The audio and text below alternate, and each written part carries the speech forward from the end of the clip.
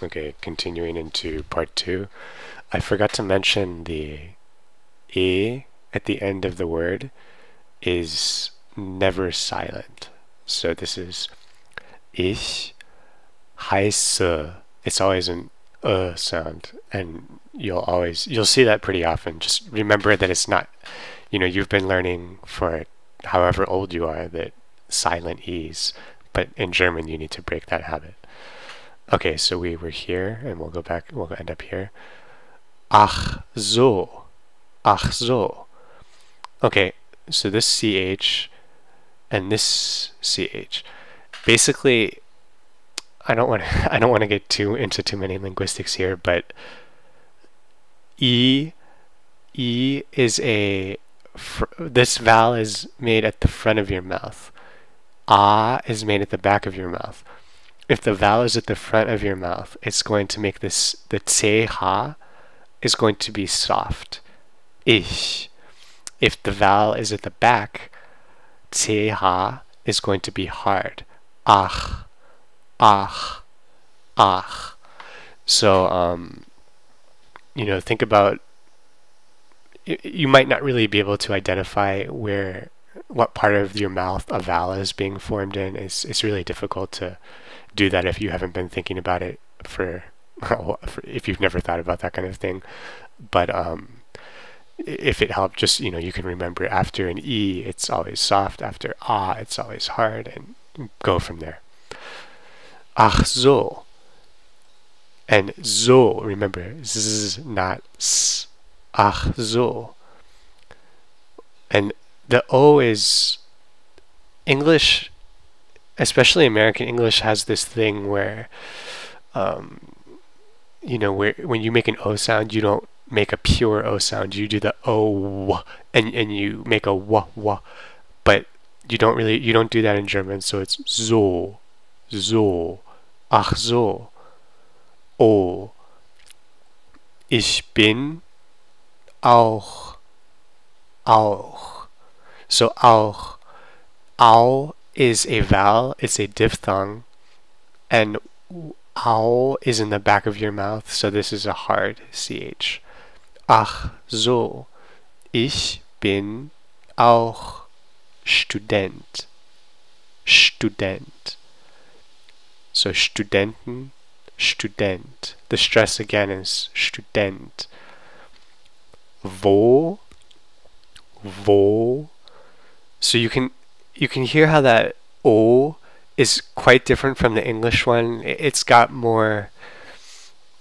I really don't want to try to explain how these vowel sounds are different. Just listen.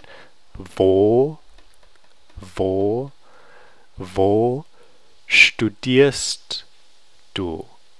Wo studierst du? Okay, studierst. This is a verb coming from, from Student, Studenten. Studierst. Studierst. So again, look at this. Compare it to, is it this or this? It's wie, I, studierst. And this is a mid-syllable ear, so it's not going to really be articulated. Du. Wo studierst du? Ich studiere. Studiere. Okay, so now this is actually becoming the beginning ear of a syllable, and it will be articulated. So this is studierst. This is studiere. Studiere. And das E is going to be pronounced. So studiere. Ich studiere hier, here. So just this kind of shows you the difference between American English and German. This word means here, and it's the same. It's spelled differently, but you can compare here and here, here. So you can hear the vowels in German are more tense, like your throat is more more tense than in American English. Ich studiere hier in. So again, this means in, just like in English. In English is just like in. In German is in. So again, that you can really hear the different vowel quality. Ich studiere hier in Deutschland. Deutsch means German. Land means country. Okay, so this is the next diphthong we're going to see is EU. EU is oi. Oi. So this will always be pronounced as oi. Deutsch. Ch. And now you're going to see the TSC.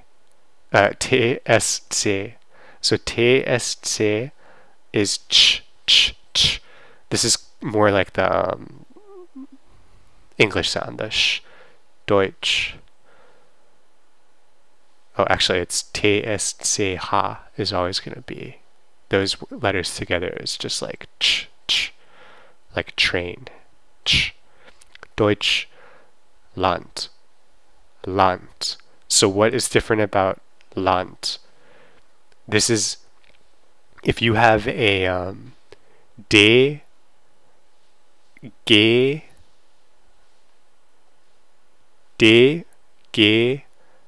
some other letters, I'll think of them when I see them. When those are at the end of so think about how this becomes more just like a T sound because it's at the end of a word. This is a really distinct feature of German. So basically, if you're whispering, this is called devoicing. So if you whisper, you're speaking without like voicing. Think about when you whisper and say like dog, or not. It has to be at the end of the word. Like an English word that ends in a D. If you're whispering it, it's actually going to end in a T. In German, no matter how loud you're speaking, an end of the word D is always going to be T. Land. But if you see this, there might be a word where Land is at the beginning of the word and there's something after it. If it's Land, forget that. Just know that the D at the end of a word is going to be T. Deutschland. Du bist Student, aber. Okay, so again, that's an aber. And when A is by itself, it's more of a, just like it sounds, aber. It's usually it's pronounced like aber. It's not the best word to slow down on. Usually you're just going to say aber. Aber arbeitest du auch? Aber arbeitest du auch? Ja. So again, Jod. Ja. Obviously it means yes. Wo arbeitest du? We've went over all these sounds. Wo arbeitest du? Ich arbeite zu Hause. Zu. So this is not a Z, it's a Z. It sounds like Z. Z. So you have, basically this is T and S pronounced as one sound. Z. Zu. And this is like whenever you have an U at the end of a word like this, it's very similar to the English word like book. That's called a tense vowel. It's very it's got a bit of a different quality to it than U. So this isn't zu, it's zu. Ich arbeite zu Hause. So here's another new diphthong. A, U is, actually this isn't new. You saw it in auch. So A, U is always going to be au. Zu Hause. Hause. Z. Hause. So again, like even though this is going to be confusing because this word kind of looks like house, but the E is pronounced. It's not silent. Hause. Z. Das. Das. Okay, so that's pretty straightforward. S at the end of a word is S instead of Z. Das hier. Hier. Ist Stefan. Stefan. So that again, that ST is going to consistently be st. So even though you've seen a name like this and you think this is Stefan, it's Stefan. Stefan. Mein Freund. Freund. Okay, so this is a good German word. You have F, R, E, U, N, D. And you get the nice, this D becomes T sound at the end of the word. And you have the articulated R, because if you have FR, you really do have to pronounce the R sound. You can't skip it, or it's too important to the word. And then you have the EU for oi, Freund, Freund. So if you can remember how to spell this word and how to pronounce it, you can use this as a reference for a lot of other things, like the R sound, the oi sound, the unvoiced D sound. Freund. Er. Again, this is a end of the syllable, so you don't really pronounce it. Er ist ein. So you I, ein. Freund, von. Okay, another new letter, V. This is not a V, this is V. So if you think of the car brand, VW is VW. VW. They're almost like backward, really. Well, no, this is an F. It makes just a f sound. Von dir. Von dir. Dir. Nein, er ist mein Freund. Nicht nur. So this is nur. The U is not going to be nu, it's nur. Really, the er is kind of changing the pronunciation of the U. But this is just a word to learn. Just nur ein Freund von mir. Ihr.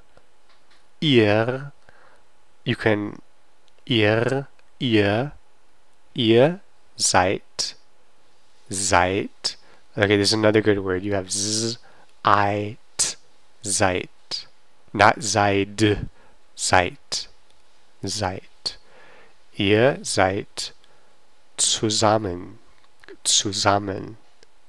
Okay, this is another good word because you have set and then z, the S making z sound. So this can help you keep them straight. Zusammen. And this is actually a preposition, zu, and that's why you're going to have the articulation or the stress on this part of the word, because this is like not really part of the word if pronunciation wise. Zusammen. So it's zusammen, just like Student. It's an exception to the normal stress on the first part. Ja, wir sind zusammen zwei Freunde.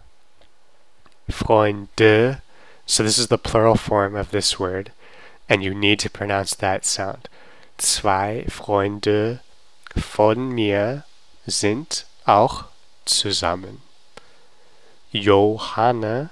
So remember Jod, Johanna, und. So again, you have that tense U sound and the t, und, Paul, Paul. And again, au is au. Even in a name, it's going to change. This isn't Paul, it's Paul, Paul. Johanna und Paul. Wer sind sie? Ist Paul Student oder so this is going to be o, der, oder, and normally it's going to be pronounced as oder. This is a really common word, so its pronunciation gets shortened pretty often. Student, ist Paul Student oder arbeitet er? Arbeitet. Different than the other conjugations we saw. Ist Paul Student oder arbeitet er? Er arbeitet hier. Ich arbeite auch hier und Paul ist auch ein Freund von mir. Ach so. Ach so. Tschüss. Okay, here we have the TSCH, just like in, where's Deutschland? Deutschland. So t, ch. Tschüss. Tschüss. This is ü. This is a, there's actually a nice exercise you can do to practice this. Just make the E sound and then move your lips into a circle. So E, it's an E sound, but your lips are round. That's the only thing it really is. Even though it's that easy to explain, you're going to have a hard time saying it and hearing it. So it's Ü, tschüss. And it's going to be shortened, unfortunately, in this word, so this isn't really the best example of the letter, but I really wanted to put it in there because it's such a common thing to say goodbye. Tschüss, tschüss, tschüss. You can kind of say it longer to practice, like tschüss, tschüss. And again, we have Esset, tschüss. Okay, I'm going to end the video and continue with grammar, etc. in the next one.